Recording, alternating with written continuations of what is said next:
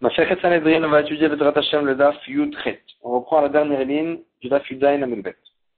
Rabbi Nechemia Omer, on a vu dans la Mishnah que Rabbi Nechemia il a dit qu'une ville qui a 230 habitants, c'est une ville pareille qui a, sur laquelle on met un Beddin de 23. Il y a 23 Dayanim, donc un Dayan pour 10 personnes. Tanya, Rabbi Omer, Mataim Shivim Veshiva. Rabbi, il est une nouvelle chita, il dit il faut 277 personnes dans la ville pour pouvoir mettre un Beddin, donc de 23 Dayanim. Pourquoi 277? Alors là, il se base sur Rabbi Nechemia, qu'un Dayan pour 10 personnes, donc ça fait 230, et il rajoute quand même 47 personnes dans la ville. Pourquoi 47? Parce que si le Beddin de 23, ils sont égaux, c'est-à-dire qu'il y en a 11 qui disent qu'il est chayav, et il y en a 11 qui disent qu'il est patour, et il y en a un qui dit qu'il ne sait pas. Alors là, il faudra rajouter des dayanim. Jusqu'à combien on rajoute? Jusqu'à 70. Dès qu'ils sont arrivés à 70 dayanim, alors là, on tranche selon la majorité. Donc c'est pour ça qu'il rajoute 47 personnes, pour que si le Beddin de 23 personnes de cette ville en question, il se trouve égaux, et on ait 47 dayanim à pouvoir rajouter pour pouvoir être posek la halakha. Vatania l'agmara s'étonne a dit Rabbi Omer, pourtant Rabbi il a dit dans une autre brata Mataim Shivim Beshmona 278, donc un de plus. Comment comprendre cette contradiction? L'agmara dit Lokashia, il n'y a pas de contradiction. Rabbi Yehuda, Rabanan. Ça dépend de la marque entre Rabbi Yehuda et Rabanan. Est-ce qu'il faut 70 dayanim ou 71 dayanim? Si tu penses qu'il faut 70 dayanim, alors là, il suffit de rajouter 47 sur les 230. Et si tu penses qu'il faut 71 dayanim, il faudra rajouter 48 sur les 230. Et puisque on a Rabbi Nechemia qui avait dit un dayan pour 10 personnes, il s'est basé sur les saré à sarot, sur les sarim qu'il y avait sur 10 personnes, sur chaque 10 personnes du temps de Moshe Rabbeinu. Alors là, on ramène le pasuk qui nous ramène ça. Tanu Rabbanan, le samta aleem, et tu mettras les dayanim, saré à la film, des responsables sur des milliers. Le saré meot, des responsables sur des 100. Sur chaque 100 personnes, un responsable. Saré Hamishim, des responsables sur chaque 50 personnes. Les Saré Asarot, des responsables, des Dayanim, un Dayan pour chaque 10 personnes. Et la Gemara, elle fait le décompte, elle dit, puisque le Bnei Israël, ils étaient 600 000 personnes quand ils sont sortis de Mitzrayim à cette époque-là. Alors là, Saré Alafim, combien ça sort les Dayanim qu'il y avait pour chaque 1000 personnes? Sheshmeot. Ils étaient 600 000, alors il y avait 600 dayanim pour chaque 1000 personnes. Saremeot, les dayanim pour les 100 personnes, pour chaque 100 personnes, ça fait combien? Sheshet alafim. Ça fait 6000 dayanim pour chaque 100 personnes. Sareh Hamishim, combien ils étaient les dayanim pour chaque 50 personnes? Shnem Asar Elef, ils étaient 12 000. Sareh Asarot, les responsables pour chaque 10 personnes, combien ils étaient? Sheshet Ribo, ils étaient 60 000. 60 000 dayanim pour les 600 000 personnes, 1 pour 10. Nimtseu, quand on fait le calcul, combien il y avait de dayanim? Dayanim Israël, les dayanim du clan d'Israël, ils étaient à cette époque-là combien? Shivat Ribo, 70 000, ou Shmonat Alafim, et 8 000, Veshesh Meot et 600. 70 800, 78 600 personnes. Ça, c'est le décompte des dayanim du clan d'Israël à cette époque-là. Adran Alak Dinem Mamonot, on va commencer le deuxième pérec de ma Masechet Sanhedrin. Kohen Gadol. Le Kohen Gadol, Dan, il peut juger, il peut être Dayan. Vedani Moto, on peut le juger. Si quelqu'un, il avait convoqué au Beddin. Meïd, il est obligé de témoigner s'il connaît un témoignage pour quelqu'un. Ou Meïdin Oto, on peut témoigner contre lui. Cholet, si son frère, il est mort sans enfant, et que lui, il doit faire ou khalitza avec sa femme, à la femme de son frère, ou yiboum, alors là, cholet, le cholti le ishto. Cholet, lui, il peut faire khalitza à sa belle-sœur.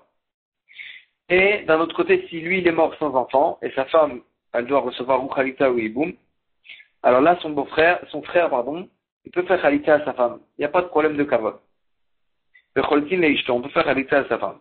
Ou Beyadmi et on peut faire Iboum aussi à sa femme, si son frère il veut se marier avec la femme du Kohen Gadol, pour faire hiboum avec elle quand lui il est mort sans enfant, il n'y a pas de problème, il peut le faire. Avaluhu, mais lui, si son frère il est mort sans enfant, alors là, il peut faire Khalitza, on l'a dit, mais Eno Meyabem, il peut pas être Meyabem, il peut pas se marier avec la femme de son frère après que son frère il soit mort sans enfant. Pourquoi? Mais il fait chez Wassur Balmana, parce qu'un Kohen Gadol il peut pas se marier avec une veuve. Et donc elle, c'est vrai que c'est sa belle-sœur et qu'il y aurait eu une mitzvah de hiboum, mais là il n'y a pas de mitzvah. Pourquoi? Parce que c'est une veuve, et une veuve est interdite au Kohen Gadol. Met, si un des proches du Kohen Gadol est mort, Eno Yotze Achar Mita, il ne vient pas à la Levaya, il ne sort pas après le lit du mort. Et là, mais de quelle façon il peut quand même s'associer avec ceux qui sont à la Levaya? Nirsin, Veunigla. Dès qu'ils sont plus vus, c'est-à-dire qu'ils sont passés à la rue d'après, alors là, il peut se dévoiler et sortir dans la rue d'avant. Et accompagner le mort de cette façon-là. En Miglin, dès qu'il les voit, dès qu'ils sont vus dans la même rue, Veunirsa, alors là, lui, il se cache, il se rentre dans un immeuble, il arrête d'accompagner le lit jusqu'à que ils vont plus être vus, et là, il peut continuer. Veyoté Imaem, il sort avec eux, donc dans la Levaya, de cette façon-là, comme on l'a quitté, Ad Petar Sha'araïr, jusqu'à la porte de la ville. À leur époque, les Bate Kvarot étaient en dehors de ville, et donc il sort jusqu'à la porte de la ville, mais il sort pas de la ville, pour la Levaya. Livré Rabbi Meir, ça c'est d'après Rabbi Meir, Rabbi Yuda Omer, Rabbi Yuda n'est pas d'accord, il dit, Eno Yotze Min Hamikdash, il sort pas du tout du Bate Hamikdash, il s'associe pas du tout à la Levaya. Mishum Shenema, comme ce que le pasuk dit, ou Min Hamikdash le était, et il ne sortira pas du Bate Hamikdash, bien qu'un de ses proches, il est mort. Ou Kesheu Menachem Acherim, et quand il vient pour consoler ceux qui ont perdu, donc leurs proches, faire Nichum Avelim, derrière Kola, Amovrim Beze Acharze, les gens, l'habitude des gens normaux, qu'ils passent l'un après l'autre devant les Avelim pour les consoler. Mais lui, mais lui, son second, le Memouné, le responsable, le second du Kohen Gadol, il le met au milieu entre lui et le peuple. C'est-à-dire qu'il passe le Kohen Gadol, mais il passe pas tout seul.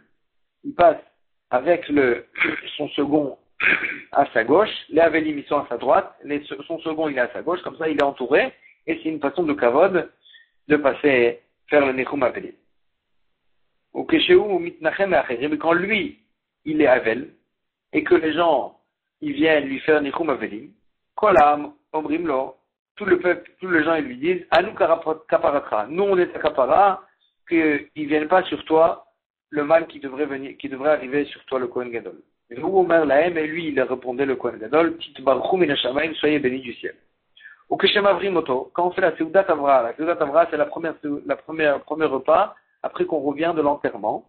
Alors là, la Vélim est mangée une Seudat Avra. On donnait une Seudat Avra pour réconforter la Vélim. Alors là, Kolam et Soubim Alaret, tous les gens, tout le peuple, il se mettait par terre, il s'asseyait par terre, Veou Mesev la Total, et lui, il était assis sur un petit banc. Il n'était pas assis mamash par terre pour le kavod du Kohen Gadol. Ça, c'est pour le Kohen Gadol. Amelech, maintenant pour le roi, Lodan, il ne juge pas. Velodani Moto, et on ne le juge pas. L'Omeïd, il ne témoigne pas. Velomeïdi Moto, on ne témoigne pas contre lui. Pour le kavod du roi. L'Orolet, si son frère il est mort sans enfant, et que sa belle-sœur, elle doit ou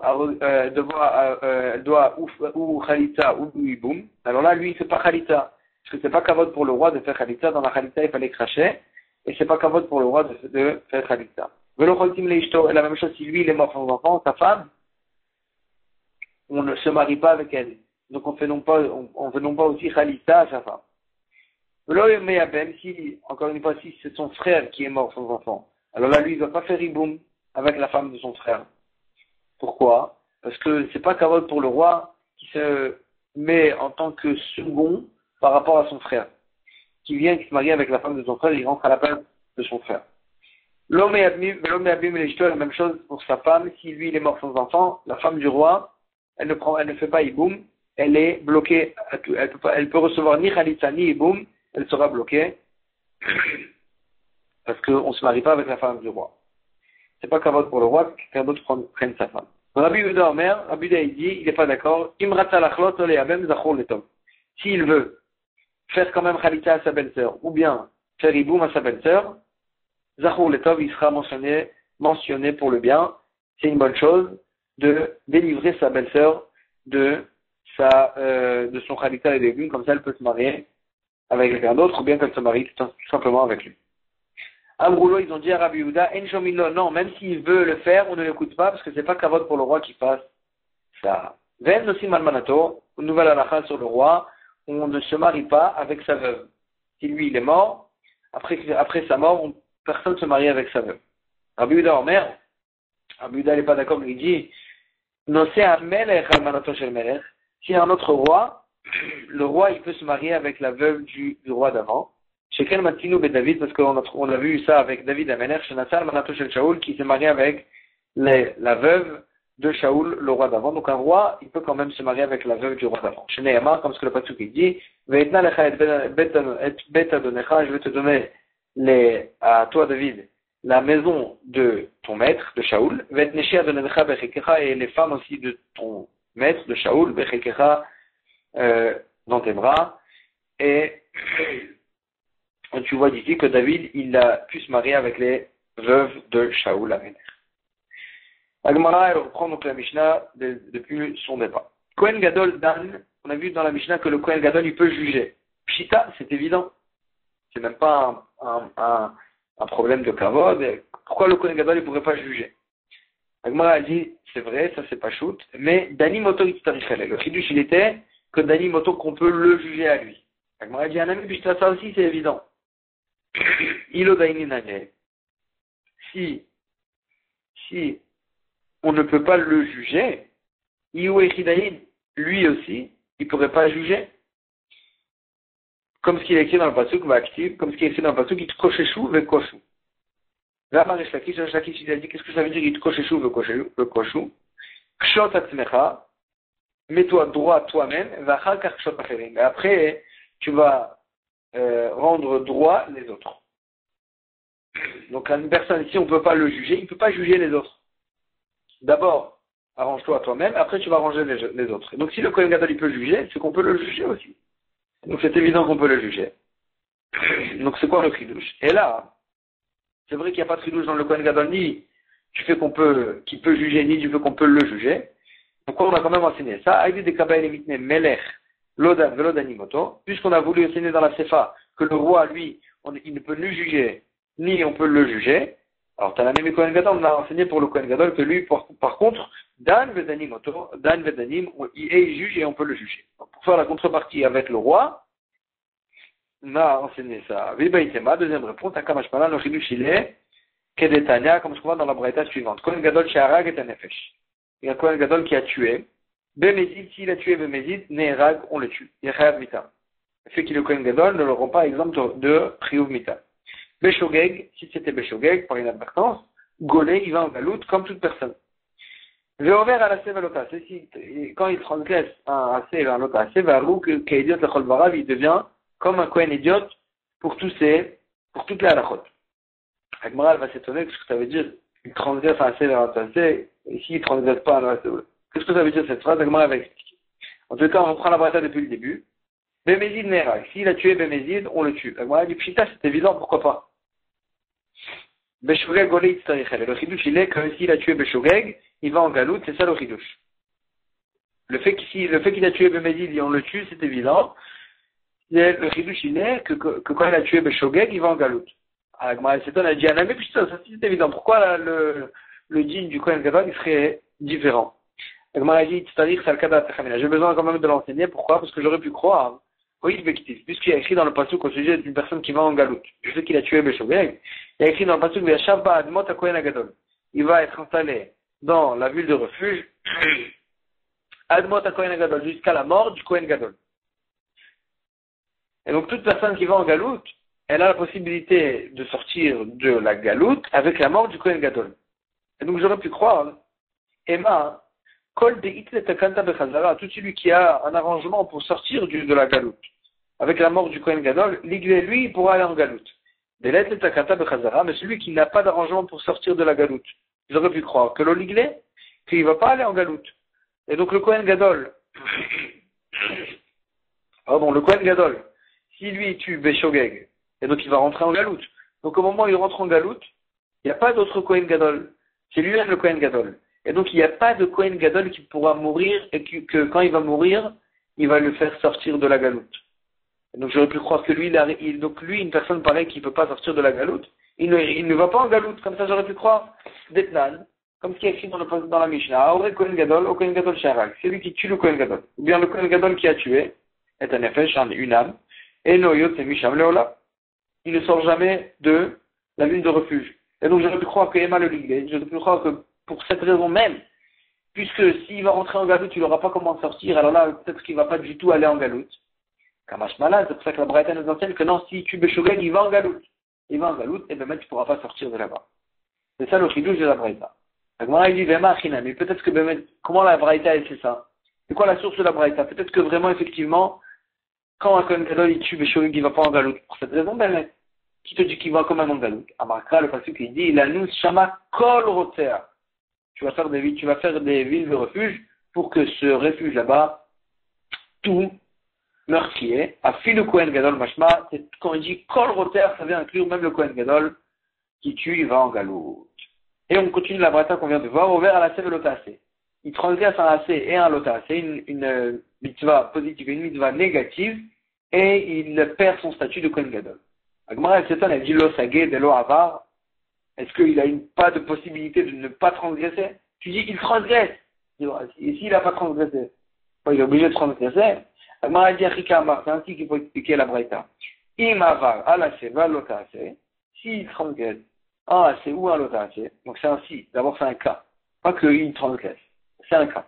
S'il transgresse un assez ou un lotacé, alors qu'il est idiot le chol dvarav, il devient comme un Kohen idiote, on le juge comme un Kohen idiote pour toutes les halachot. Agmara dit pshita, c'est évident. Pourquoi faire une différence pour le Kohen Gadol? Pourquoi le juger autrement? Agmara dit salkada tachamina, j'aurais pu croire oui, Vetman, tout ce qui est écrit dans une Mishnah. Em banimlo, on ne juge ni et hachevet, ni si on veut juger la majorité d'une tribu, on ne peut pas les juger de la façon normale. On va les juger de la façon qu'on va expliquer. Velo et nevi hasheker, aussi la même chose. On ne pourra pas juger le prophète mensonger. Velo et Kohen Gadol, et ni le Kohen Gadol, on ne pourra pas le juger avec un beidin normal. Et là, alpi beidin shel shivim ve'echad. On ne pourra pas se suffire d'un beidin de 23 dayanim pour les juger s'ils sont chayav mita ou pas, ceux qu'on a cités. Et là, alpi beidin shel shivim ve'echad. On pourra les juger qu'avec un beidin de 71 dayanim. De 71 dayanim. Il a dit Ravada Barava, Kol Adavar Agadol Yaviu Elecha. Toute chose importante, Yaviu Elecha, ils vont te ramener à toi, Devarav Shel Gadol. On fait la dracha et on dit Devarav Shel Gadol. Le din, les paroles, les choses, la halacha, Shel Gadol, d'une personne importante, donc du Kohen Gadol. La Gemara elle ouvre une parenthèse, elle dit Ema kol dvarav shel gadol. Peut-être que toutes les halachot toutes les halachot qui concernent une personne importante, même à assez ou à l'autre assez. Peut-être que ça aussi il faudra un beidin de 71. Kamash Malan. C'est pour ça que la Braïta elle nous enseigne que non. S'il transgresse un assez ou un autre assez, le Kohen Gadol, bien que c'est une personne importante, quand même, on n'a pas besoin de beidin de 71, on peut se suffire d'un beidin normal pour juger le Kohen Gadol. Donc quand on a dit qu'il fallait un beidin de 71 pour le Kohen Gadol, et qu'on ne se suffisait pas d'un beidin de 23, c'est que pour des choses de chiyuv mita. Si on veut condamner à mort le Kohen Gadol, alors là on ne pourra pas se suffire d'un beidin de 23, il faudra un beidin de 71. Mais quand on veut juger un Kohen Gadol sur un assez ou un autre assez qu'il a transgressé, c'est vrai que c'est un Kohen Gadol, mais on le jugera comme un Kohen idiot. Et c'est ça que la Braïta lui dit, s'il a transgressé un assez ou un autre assez, il devient comme un Kohen. Il a le même statut qu'un Kohen idiot, et on le jugera avec le même nombre de dayanim qu'on juge une personne normale. Agma dit Vema Achinami. Et comment tu sais dire ça? Peut-être que Bémet, tout ce qui concerne un Kohen Gadol, même un assez ou un autre assez, il faudrait le juger avec un bédine de 71. Agmara a dit, Miktiv dit vrai Gadol. Est-ce qu'il y a écrit dans le Passouk les choses d'un Gadol, les choses du Kohen Gadol, pour que tu dises que n'importe quelle chose qui concerne un Kohen Gadol, il faudra un bédine de 71? Non, c'est pas ça qui est écrit. Hadavar Gadol.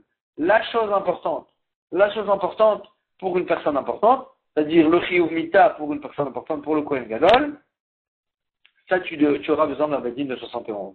Hadavar Gadol Ktiv. La chose importante, c'est écrit Davar Gadol Mamash. Permettre un psak important, un chiyuv mita, ça tu auras besoin d'un bédine de 71. Meïd ou Meïdin Oto. En parlant du Kohen Gadol, on avait dit que le Kohen Gadol, il est obligé de témoigner s'il connaît un témoignage pour quelqu'un, ou Meïdin Oto, on peut témoigner contre lui aussi. Agmar ramène une question. Meïd, on a dit que le Kohen Gadol, il doit témoigner. Vatania, pourtant il y avait écrit dans une brata au sujet de la Shavat Aveda. Veit Alamta. Et tu n'auras pas le droit de faire comme si tu n'as pas vu. Tu n'as pas le droit d'être mitalem. La Gemara, elle fait la dracha, elle dit Pe'amim sha'ata mitalem. La Torah, elle a dit Veitalamta de façon positive. Mais il faut laisser en question Veitalamta. Et tu vas faire comme si tu n'as pas vu l'objet qui a été perdu. Mais quand même, la Torah, puisqu'elle s'est exprimée d'une façon positive, ça va nous apprendre que Pe'amim sha'ata mitalem. Des fois, tu as le droit d'être mitalem, de faire comme si tu n'as pas vu la Aveda, de ne pas la rendre. Ou Pe'amim sha'ata mitalem. Mais des fois, tu n'as pas le droit. Haketa, c'est quoi les cas où tu as le droit de faire comme si tu n'as pas vu la Aveda? Kohen, veut bet akvarot. Si c'était un Kohen et que la Aveda, l'objet perdu, il était dans le bet akvarot. Et le Kohen, il a pas le droit de se rendre tamé des morts du bet akvarot.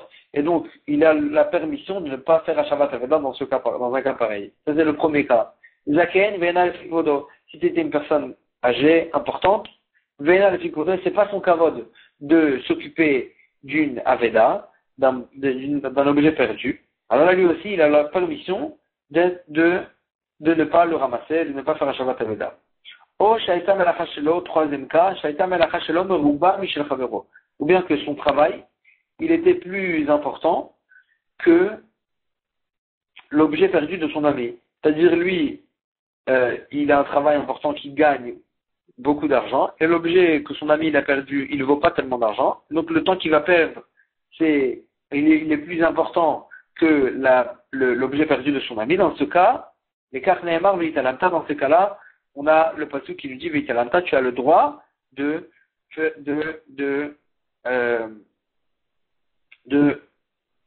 ne pas rendre la Aveda. De ne pas rendre la Aveda. Et donc la Gemara, elle fait le parallèle avec ça. Puisque tu vois que il y a des fois, à cause du kavod de la personne, Zaken Venalefik Vodo, il n'a pas l'obligation de faire un Shabbat Aveda. Alors la même chose aussi, tu aurais dû dire que c'est vrai qu'il y a une mitzvah de témoigner pour une personne, mais puisque c'est pas le kavod du Kohen Gadol de venir au Bedin pour témoigner pour une personne, alors peut-être que tu devrais le rendre pas tour de témoigner. Pourquoi tu l'obliges à témoigner? Amar Ravesef il répond, il dit c'est vrai. Il n'a pas l'obligation de venir témoigner pour une personne normale, mais Me'aïd le Melech. Il vient témoigner pour le roi. Si le roi, il faut témoigner pour lui, alors là, le Kohen Gadol, mais il a l'obligation de se déplacer pour témoigner pour le roi, et là, c'est pas un manque de kavod parce qu'il témoigne pour le roi, pas pour une personne simple. Agmara, elle dit, Vatnan, Lodan Lodanimoto. Comment tu peux dire qu'il peut témoigner pour le roi? Pourtant, le roi lui-même, on le juge pas, il juge pas, et on le juge pas. Donc, l'homme dinoto, lui-même, il ne témoigne pas, et on ne témoigne pas contre lui. Et donc, comment tu peux dire que c'est de ça que la Mishnah, elle parle quand elle dit que le Kohen Gadol, il vient témoigner. Pourtant, le roi, on ne témoigne pas pour lui, on ne le juge même pas. Et là, Rabbi Zera, il dit effectivement, mais il est Ben Melech. Il peut venir témoigner le Kohen Gadol. Pour qui? Pour le Ben Melech, pour le fils du roi, le prince. C'est ça, elle dit Ben Melech, il dit tout, c'est évident, c'est le Ben Melech, le fils du roi. C'est un homme normal. Il n'est pas, donc c'est aussi un manque de kavod pour le Kohen Gadol de venir témoigner pour le fils du roi. Et là, la Gemara, elle dit, c'est quoi le cas qu'on a dit que Meï qui va venir témoigner? quoi le cas qu'on a dit qu'il va venir témoigner? L'Eid, les Ben Melech, le Fina Melech. Il va venir témoigner pour le fils du roi devant le roi. C'est-à-dire qu'on va déplacer, il va venir témoigner pour le fils du roi et devant le roi. Le roi, il sera là à ce moment où le Kohen Gadol il va témoigner, pour ne pas que le Kohen Gadol il soit en manque de kavod. Véa, la Gemara, Satan a dit, Véa, En Moshivin Melech Vasanedrin. Pourtant, on n'assoit pas le roi dans le Sanhedrin.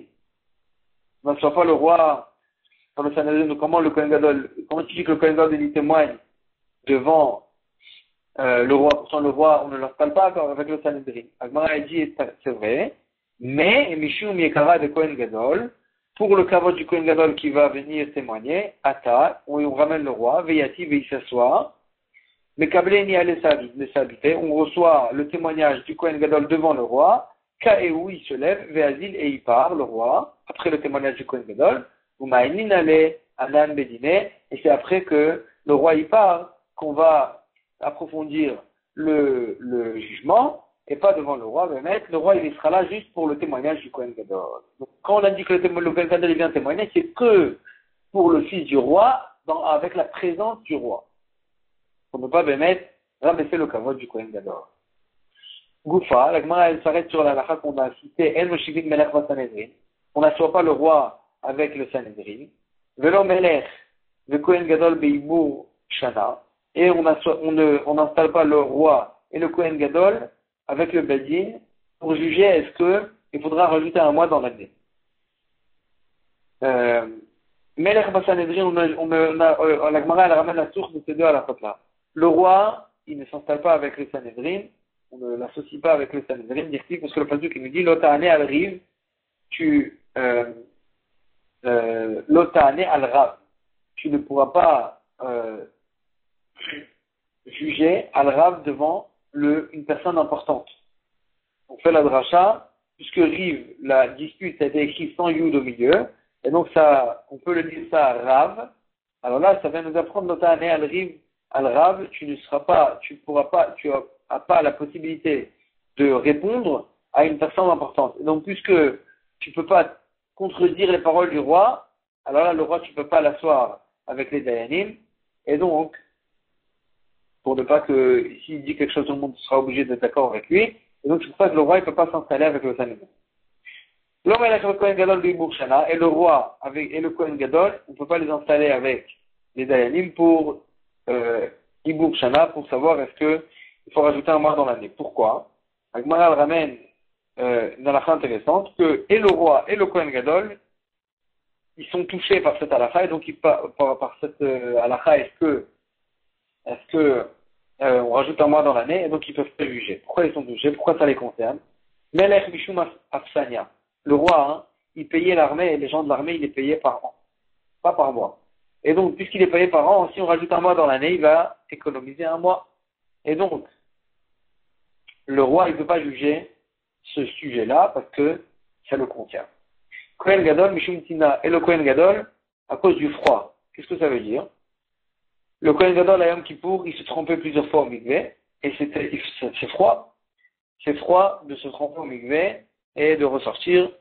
Il va avoir froid. Et donc, si on rajoute un mois dans l'année, alors là, Yom Kippour, il va tomber plus tard, plus proche de l'hiver. Et donc, puisqu'il va tomber plus proche de l'hiver, le Kohen Gadol, il est touché par ce sujet-là. Ça le concerne, est-ce qu'on rajoute un mois dans l'année? Et donc, il ne peut pas juger ce lien-là. Amar Rapapa, il dit, Shema Bina, tu vois, d'ici, Shata Batarial Chazin, que les périodes de l'année, l'hiver et l'été, il va selon les mois lunaires,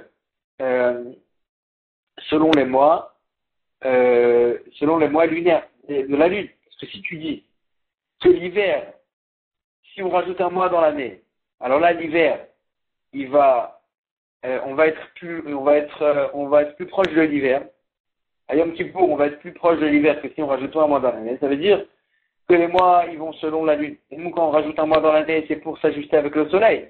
Et donc, si c'est comme ça, et que les périodes, elles sont selon la lune, et nous, on s'ajuste avec le soleil, et puisque, quand Et c'est pour ça que quand on rajoute un mois dans l'année, on se rapproche de la période de l'hiver. La Gemara, elle s'étonne, elle dit Eni, c'est pas vrai. Et on va démontrer ça avec la Memra d'après, que Béhémet, l'hiver, au contraire, quand on rajoute un mois dans l'année, c'est pour s'ajuster avec les périodes. Et donc, c'est pas que l'hiver, on va être plus proche de l'hiver. Au contraire, on va s'ajuster, on va arriver à la Yom Kippour, ça va tomber avant l'hiver. Avant l'hiver, on va pas être plus proche de l'hiver, ça va tomber avant l'hiver et c'est au contraire pour s'ajuster avec la période de l'hiver et de l'été. Donc, on voit ça. Il y avait une histoire avec ces trois bergers, d'Avou Kaïmé, qu'ils étaient ensemble, ils se tenaient et ils discutaient. Veshaminu Rabanan, les Chachamim, ils les ont entendus, des Cambrés qui disaient les choses suivantes. Khadamar, il disait, Im Bachir Velakish Kechada, si ce qu'on a semé au début de l'hiver et ce qu'on a semé à la fin de l'hiver, Kechada Yeinat, ils vont bourgeonner ensemble au même moment, Den Hadar.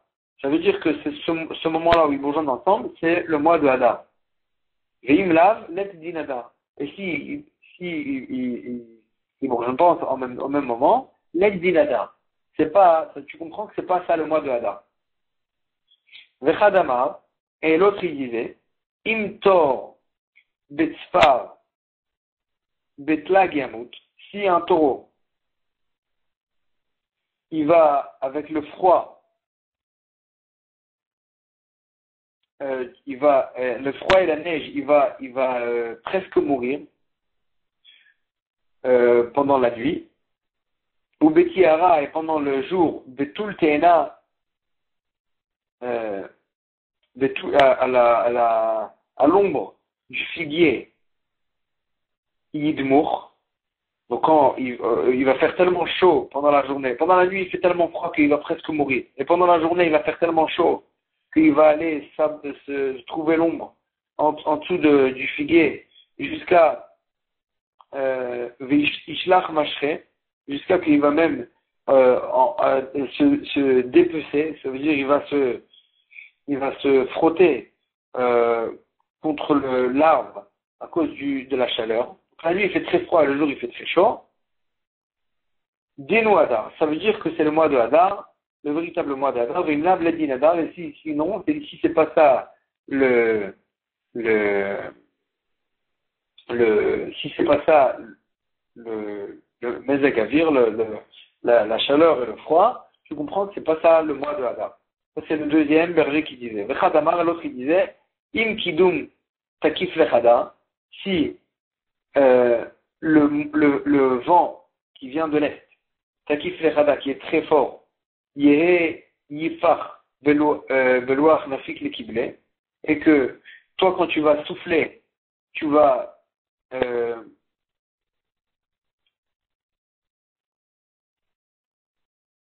quand tu vas souffler, donc quand le vent de l'Est, qui est très fort, généralement il ramène beaucoup de froid, ce vent-là.